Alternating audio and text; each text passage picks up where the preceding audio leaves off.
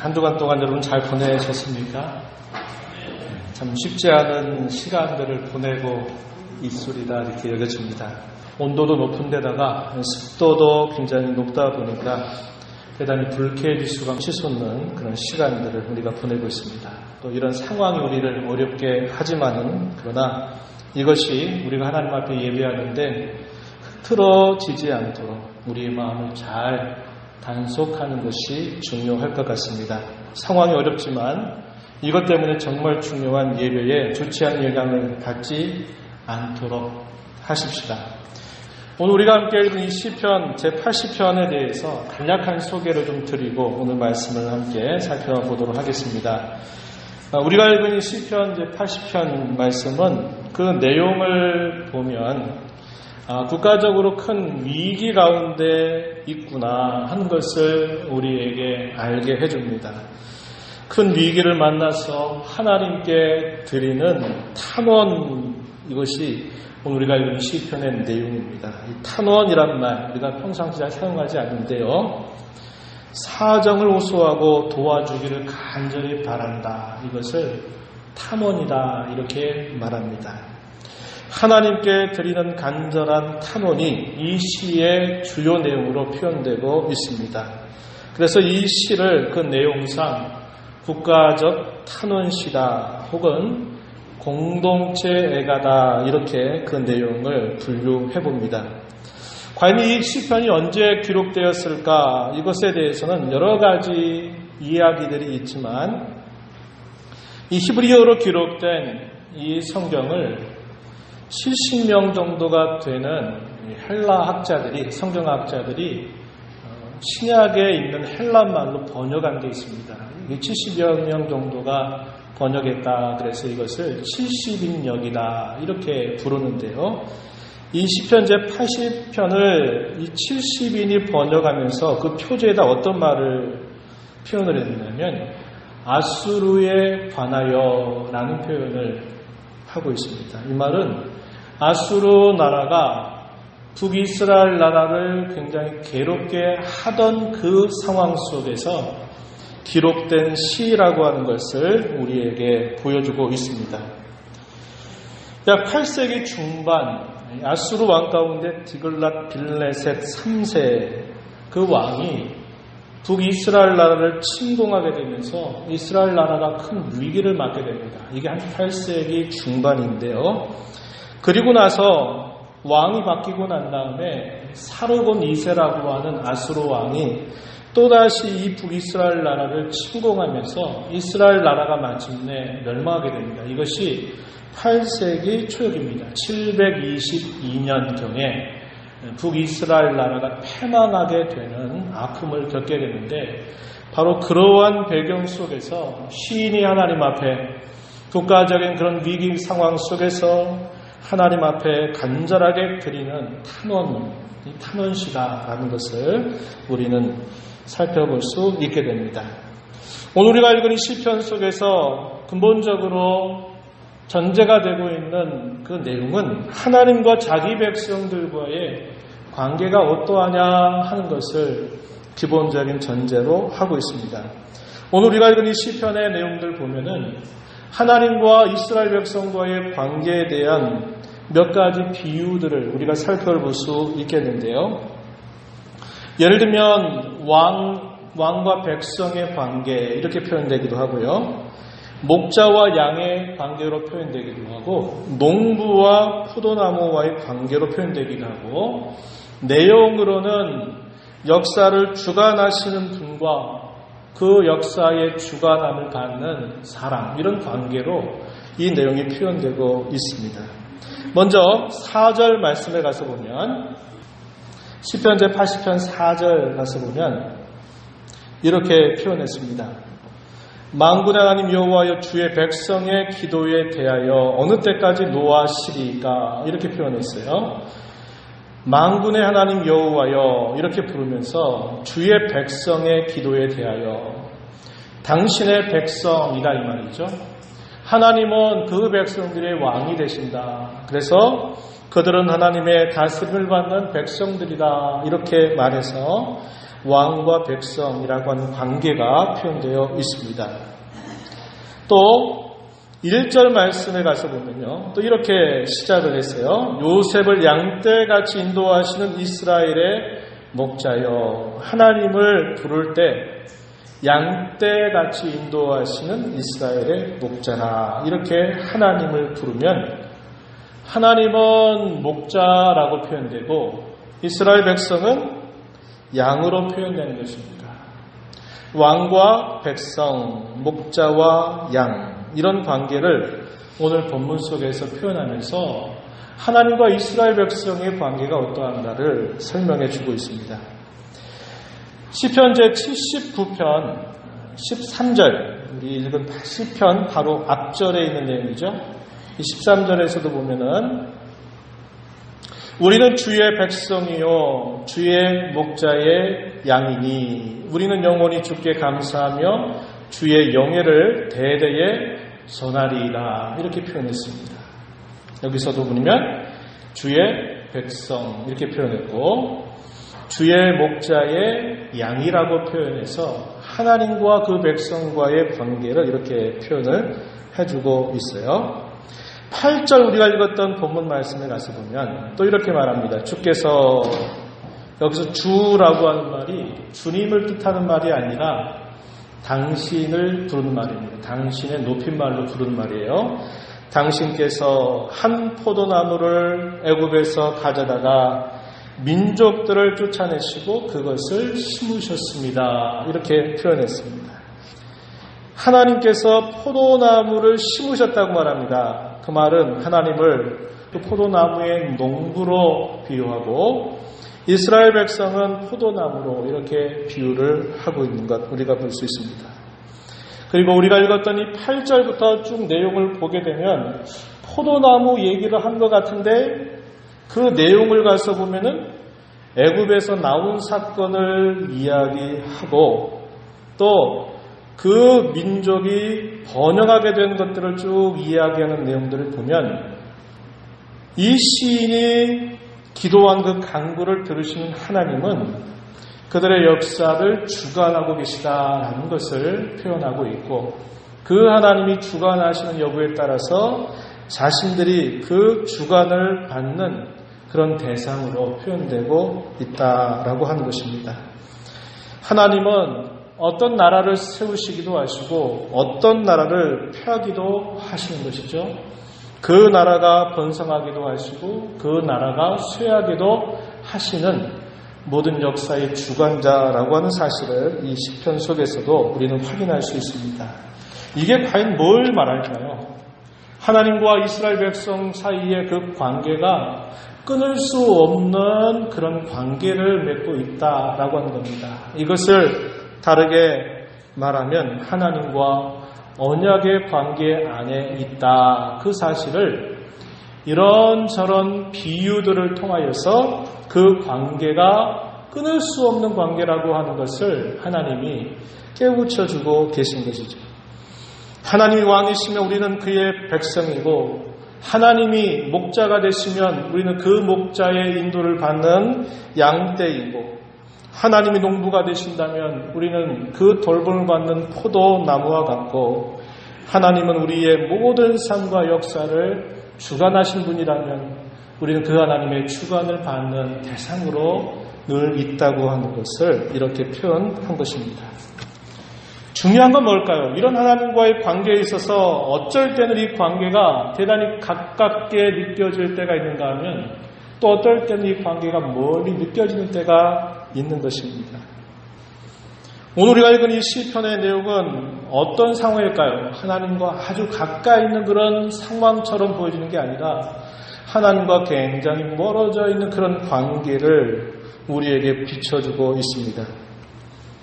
오늘 우리가 읽어가는 이 시편 80편 3절에서 보면은 하나님을 향해서 어떻게 표현을 하냐면 3절에 보세요. 보면은 주의 얼굴빛을 비추어 달라 이렇게 표현했습니다.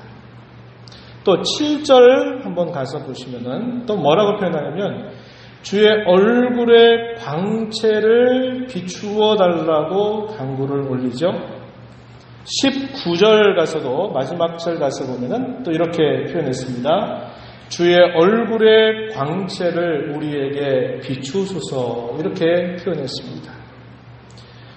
한 주간 동안 흩어진 삶을 살다가 오늘 여러분들이 예배하러 오시면서 서로 얼굴을 만나셨을 겁니다. 자주 뵌 얼굴도 있고 또 오랜만에 뵙는 얼굴도 있고 할 겁니다. 그럴 때 여러분들이 서로를 보면서 인사를 나누잖아요. 인사를 나눌 때 상대방의 표정이 밝고 미소가 띄워지면 어떻습니까? 서로가 기분이 굉장히 좋은 거예요. 그렇죠? 너무 반갑고 만나고 싶었던 사람을 다시 이렇게 만나게 되었으니 참 기쁘다. 이런 게 되는 겁니다. 그런데 만났는데 표정이 울그락울그락한 표정을 짓고 있다. 그러면 생각이 많아집니다. 한 주간 동안 너무나 고된 삶을 살으셨나? 이분의 표정이 왜 이렇게 굳어 있을까? 이런 생각이 드는 거죠.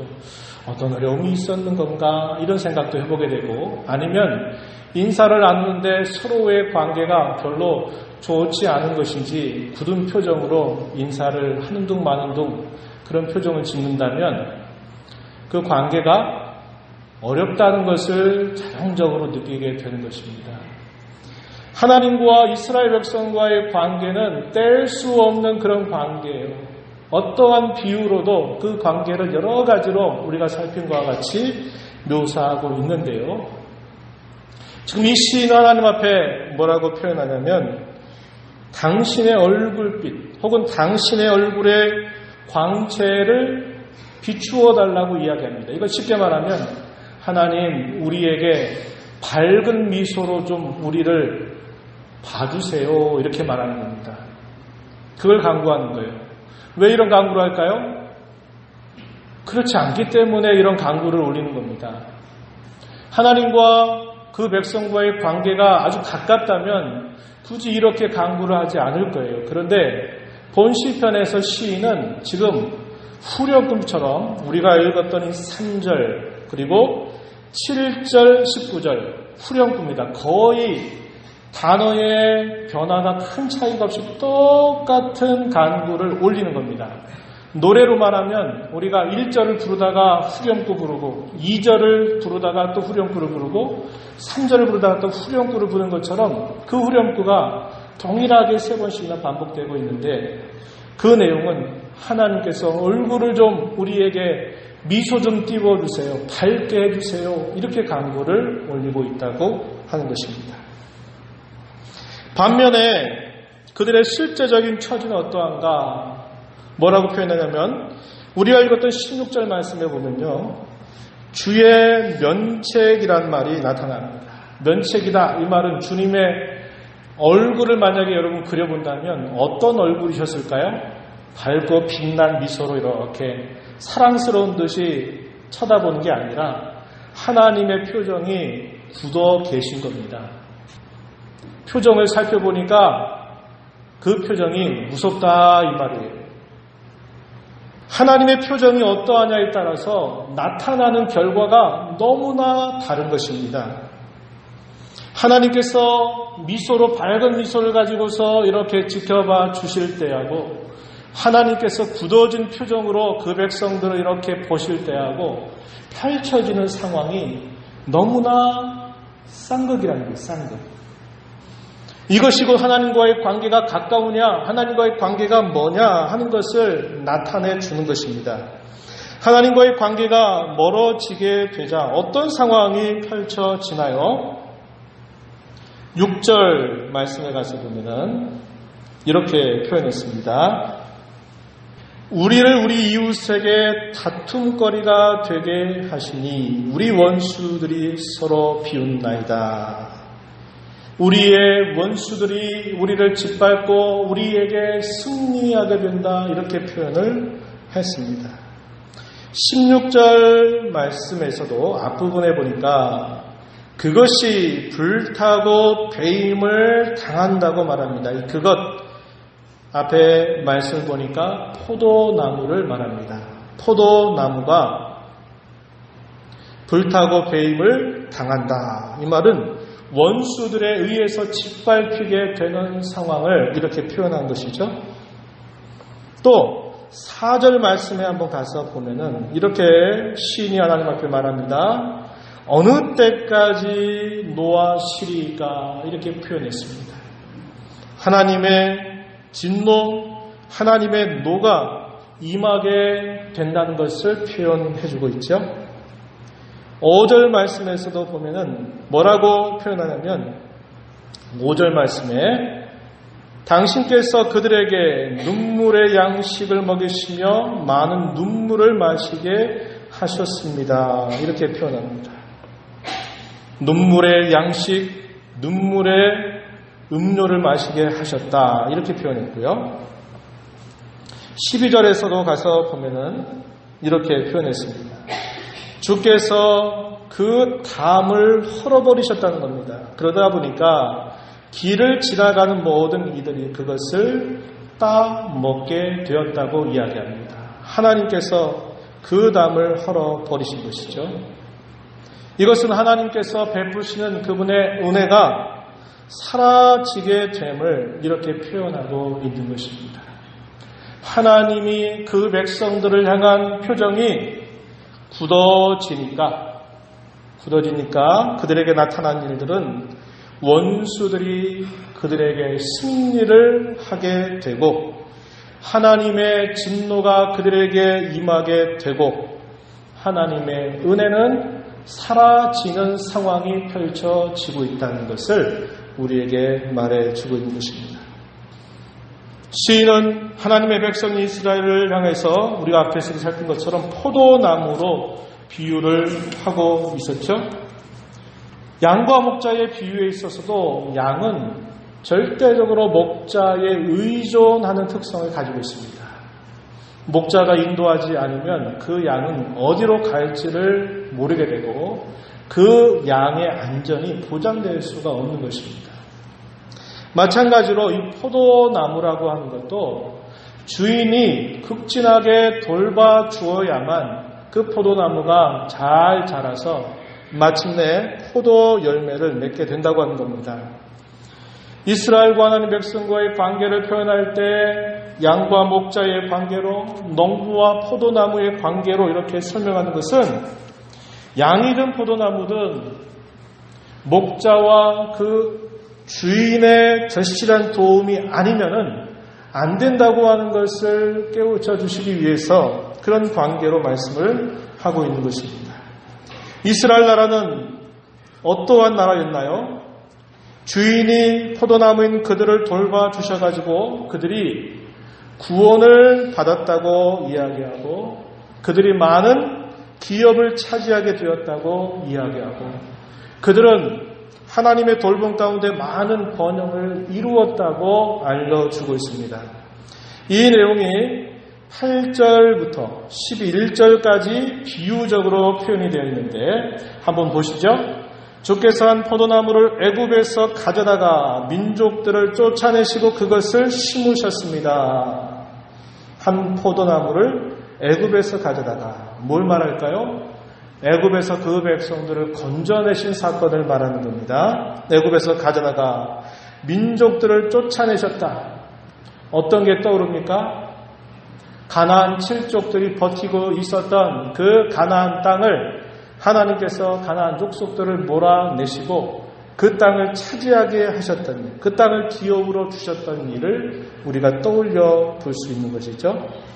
9절에 주께서 그 앞서 가꾸셨으므로 그 뿌리가 깊이 박혀서 땅에 가득하였고 10절에 그 그늘이 산들을 가리고 그 가지는 하나님의 백향목 같으며 그 가지가 바닥까지 뻗고 넝클이 강까지 미쳤다고 이야기합니다. 이스라엘 역사 속에서 가장 그들이 번영을 누리게 되는 그 때를 이렇게 비유로 설명한 거죠. 그때가 언제였나요? 이스라엘 역사 속에서 가장 번영을 누렸던 때. 언제일까요? 다윗이 다스리던 때였죠. 다윗이 다스렸던 때. 그리고 그의 아들이었던 솔로몬이 다스렸던 때 이스라엘 나라는 가장 번영을 누렸던 시기였습니다. 그런데 잘 아시는 바와 같이 솔로몬 왕이 죽고 난 다음에 나라가 두 나라로 갈라지죠. 남쪽, 북쪽으로 갈라지게 돼서 그렇게 두 나라로 분열돼서 새로운 역사를 쭉 펼쳐가는데 그게 번영을 이루어가는 게 아니라 시간이 흘러가면 갈수록 어떻게 됐나요? 번영이 아니라 쇠락해져가는 그런 모습을 보였다고 하는 것입니다. 북쪽 나라는 이스라엘 나라를 중심으로 해서 당시의 첫 번째 왕이었던 여로보암을 통해서 그 나라가 시작이 되는데요. 이 여로보암은 하나님을 멀리하는 사람의 대표적인 대명사였습니다. 그래서 이 여로보암의 길을 답습해가면서 계속적으로 하얀 길을 걷게 되죠. 그리고 남쪽에 있는 유다 나라는 그 진행의 속도는 조금 느리긴 했지만은 여전히 이 유다 나라도 비슷한 하얀 길을 걸어가게 되는 것입니다. 그러다가 북쪽 이스라엘 나라가 마침내 아수르 나라에 의해서 몇 차례 침략을 당하게 되면서 마침내 역사 속에서 패망하게 되는 일을 겪게 되었음을 우리는 알고 있는 것입니다.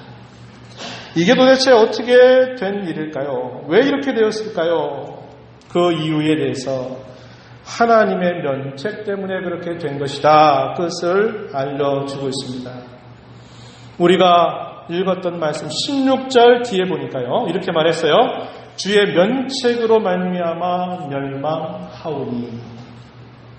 하나님의 표정이 굳어졌다 이 말입니다. 그러다 보니까 이스라엘 나라에 펼쳐지는 상황은 한때에는 그분이 돌봐주셔서 애굽에서 나오기도 하였고 가나안 땅을 차지하기도 했고 그 땅에서 번영과 번성을 누리기도 하였지만 그러나 계속적으로 시간이 흘러가면서 그들은 어려움을 당하게 되었고 마침내 역사 속에서 패망하게 되는 아픔을 경험하게 되었다고 이렇게 말해주는 겁니다. 그게 뭐냐?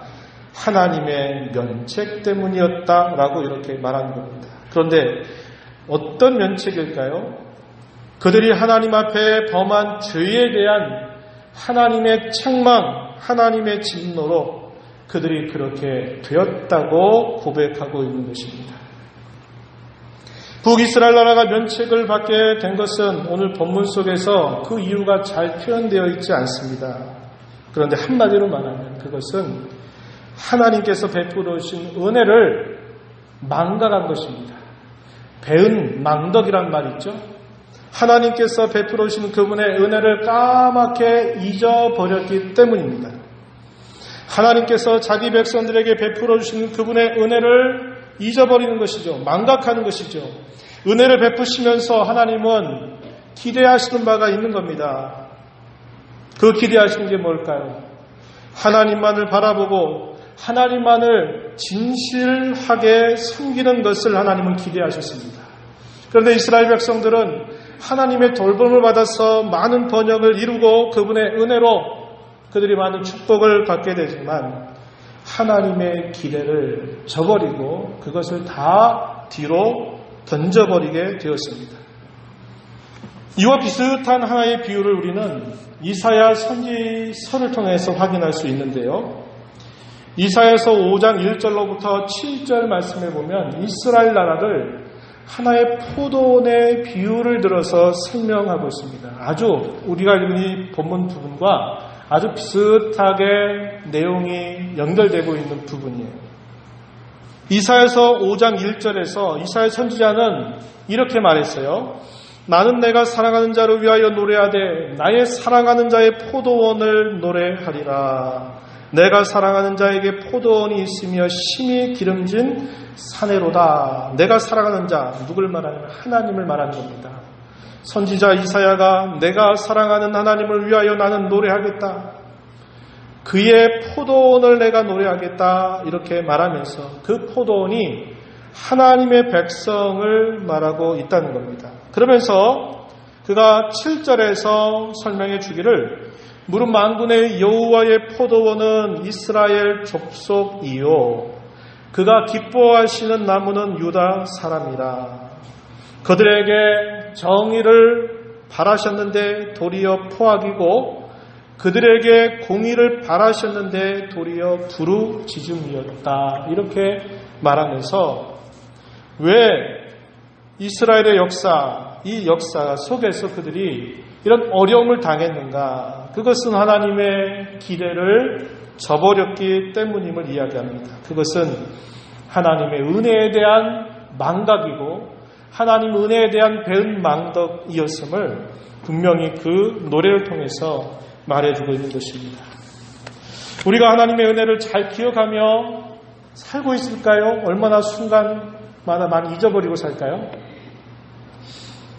굉장히 많이 잊어버리고 삽니다. 너무나 많이 잊어버려요. 우리가 도움이 필요할 땐 하나님을 늘 향해서 우리가 도움을 구하면서도 잘 되고 어떤 문제가 없게 되면 하나님을 찾지 않고 그게 하나님께서 베풀으신 은혜라는 것을 우리가 쉽게 잊어버리고 그분이 뭘 기대하시면서 이렇게 은혜를 주셨는가를 우리가 너무나 잊어버리면서 살아간다고 하는 것입니다. 우리도 그렇고 당시에 이스라엘 나라 백성들도 그랬습니다. 그것이 그들에게 하나님께로부터 면책을 받게 되는 이유가 됐고 또다시 말해서 하나님의 표정이 굳어지게 된 그런 이유가 됐다는 겁니다. 그러다 보니까 그들이 많은 상황 속에서 어려움을 겪게 되었음을 알려주는 것이죠. 이스라엘 백성들에게 그들이 잘해도 그리고 그들이 아무리 못해도 그들에게는 오직 하나님밖에 없는 겁니다. 하나님만이 그들에게 있어서 유일한 해결책이 된다고 하는 것을 시인은 너무나 잘 알고 있는 것입니다. 잘해도 그리고 아무리 못해도 우리는 하나님밖에 없습니다. 하나님만이 그 굳어진 표정을 우리에게 밝은 미소로 비춰 주셔야만 우리는 해결될 수가 있고 우리는 새로워질 수가 있고 우리는 다시 회복될 수가 있다는 것을 시인은 알면서 하나님 앞에 그렇게 간구를 올리고 있는 것입니다. 유일한 해결책은 그의 하나님의 굳어진 그분의 표정이 다시 밝은 미소로 그들에게 비춰주는 데 있다는 것을 너무나 잘 알기에 시인은 우리가 무슨 염치로 우리가 무슨 자격으로 하나님 앞에 또 무슨 낯으로 하나님 앞에 그렇게 구할 수 있느냐 할 때에는 그런 자격도 없고 부족한 것뿐이고 흠일 뿐이지만 그러나 그럼에도 불구하고 하나님만이 우리를 불쌍히 여기실 뿐이고 우리에게 그분의 굳어진 표정이 아닌 그분의 밝은 미소를 비춰줄 수 있는 분임을 시인은 하나님 앞에 간구를 올리고 있는 것입니다. 시인은 하나님 앞에 이렇게 말합니다. 하나님이 돌이켜 주셔야만 합니다. 이렇게 간구를 올리고 있어요. 14절 말씀에 한번 가서 보세요. 만군의 하나님이여 구하옵나니 돌아오소서. 하늘에서 굽어보시고 이 포도나무를 돌보아 주소서. 이렇게 간구를 올리게 되죠. 17절과 18절에서 역시 그렇게 말하는데 18절에 보면 그리 하시면 우리가 주에게서 물러가지 아니하오리니 우리를 소생하게 하옵소서. 그러면 우리가 주의 이름을 부를 것입니다. 이렇게 말해서 이런 상황을 과연 누가 역전시켜 줄 수 있느냐? 우리의 힘으로 우리의 노력으로 되는 게 아니라 오직 하나님께서 그분의 굳어진 표정을 다시 그 얼굴의 빛을 우리에게 비춰 주셔야만 하나님이 자신을 우리에게로 돌이켜 주셔야만 이 모든 상황은 바뀔 수가 있다고 고백하고 있는 것입니다. 이스라엘이 할 수 있는 일이나 방법은 아무것도 없었습니다. 스스로 자기의 힘을 다하고 안간힘을 다 써본다 해도 소용이 없는 일입니다. 오직 하나님만이 먼저 돌이켜서 하나님이 돌이켜주시지 않는다면 하나님께서 당신 자신을 우리에게로 먼저 찾아와서 화해시켜 주시지 않는다면 우리는 하나님 앞에 회복될 수가 없습니다. 여호와여 돌아오소서, 여호와여 돌아오소서, 이렇게 간구를 올리고 있는 것입니다. 14절에서 그렇게 표현한 것이죠. 돌아오소서, 돌아오소서, 이렇게 표현하면서 또 17절에서는 주의 손을 우리에게 얹어 주시옵소서, 이렇게 간구하고 18절에서는 우리를 다시 소생시켜 달라고 하나님 앞에 간구를 올리고 있는 것입니다. 이스라엘 백성들이 할 수 있는 일이란 아무것도 없었던 것입니다. 하나님이 그들에게 다시 돌아오셔야만, 하나님께서 그들을 다시 찾아오셔야만 그 모든 상황이 역전될 수 있음을 알고 구하고 있는 것입니다. 그렇다면 이스라엘 백성들이 할 수 있는 일이 뭘까요? 그것은 오직 하나님의 약속 혹은 하나님의 언약에 호소하면서 하나님의 은혜만을 구하는 일 외에는 아무것도 할 수 있는 것이 없었던 것입니다. 3절 말씀에 가서 보세요. 하나님이여 우리를 돌이키시고, 이 말은 우리를 회복시켜달라 이 말입니다. 주의 얼굴빛을 비추사 우리가 구원을 얻게 하소서. 주님이 얼굴에 그 밝은 미소를 우리에게 다시 비추어 주신다면 우리는 구원을 얻게 될 것입니다. 우린 다시 되살아날 것입니다. 우린 다시 회복될 것입니다. 이렇게 말하는 것이에요. 7절에서도 또 동일한 후렴구라 그랬죠. 만군의 하나님이여 우리를 회복하여 주시고 주의 얼굴의 광채를 비추사 우리가 구원을 얻게 하옵소서, 이렇게 표현했습니다. 19절 마지막 절에서도 만군의 하나님 여호와여 우리를 돌이켜 주시고 주의 얼굴의 광채를 우리에게 비추어 주소서, 그러면 우리가 구원을 얻을 것입니다, 이렇게 고백하고 있는 것입니다. 이 후렴구가 3절과 7절과 19절에 반복이 되는데 하나님을 부르는 명칭이 조금씩 차이가 있죠. 3절에서는 하나님이여 이렇게 표현했어요. 7절에서는 만군의 하나님이여 이렇게 표현했어요. 19절에서는 만군의 하나님 여호와여 이렇게 불러서 하나님을 향한 부름이 더 절박하고 더 간절하게 표현되고 있는 것을 우리는 확인합니다. 공경 가운데 있을 때 할 수 있는 일이란 오직 하나님의 도움을 간절하게 구하는 일밖에 할 수 없다는 것입니다. 하나님께서 그분의 굳어진 표정을 다시 바꾸어 주신다면, 그분의 얼굴빛을 다시 향하여 주신다면 우리의 모든 상황은 역전될 것입니다. 구원을 얻게 된다고 말합니다. 그 구원은 한순간의 위기에 떼서 벗어나는 것만이 아니라 그들이 주어지는 모든 삶 속에서 끊임없이 건져주시는 계속적인 구원의 경험을 말하는 겁니다. 이런 어려운 일을 만났는데 여기서도 건져주시고, 또 저런 어려움 속에 빠졌는데 하나님 그 어려움 속에 또 건져주시고 하시는 하나님의 계속적인 구원의 그 행위들을 경험할 수 있게 된다고 하는 겁니다. 뭐하면요? 당신의 얼굴의 광채를 우리에게로 비추어 주신다면 우리는 그러한 구원을 계속적으로 경험하게 될 것입니다. 이렇게 고백을 하는 것입니다. 이 말씀을 우리가 오늘 읽었습니다.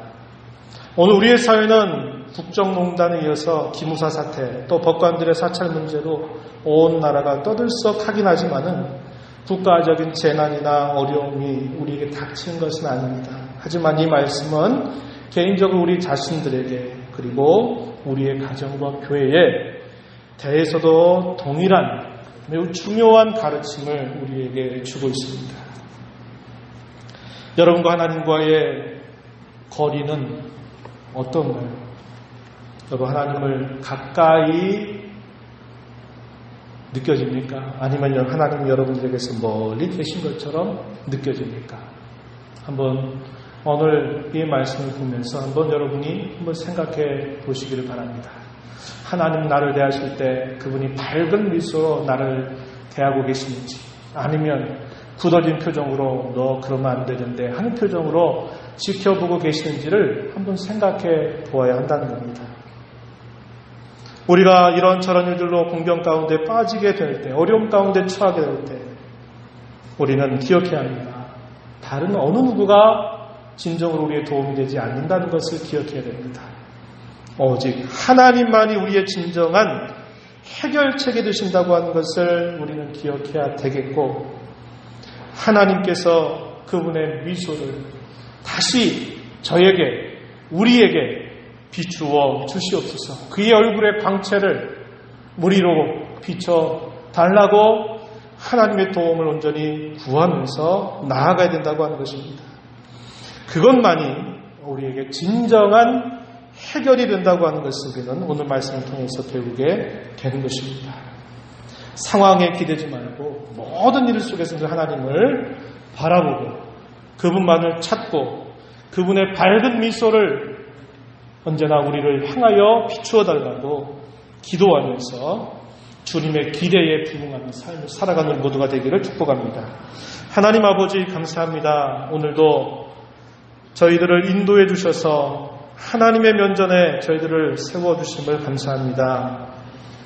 공경 가운데 빠져 있을 때 죄로 인하여 하나님의 면책으로 말미암아 참으로 하나님이 굳은 표정으로 대하시듯 그런 많은 위기 상황들 속에서 시인은 오직 하나님만이, 하나님께서 그분의 미소를 우리에게 다시 띄워주시는 것만이 우리의 모든 상황이 역정될 수 있음을 고백하면서 하나님만을 구하고 찾습니다.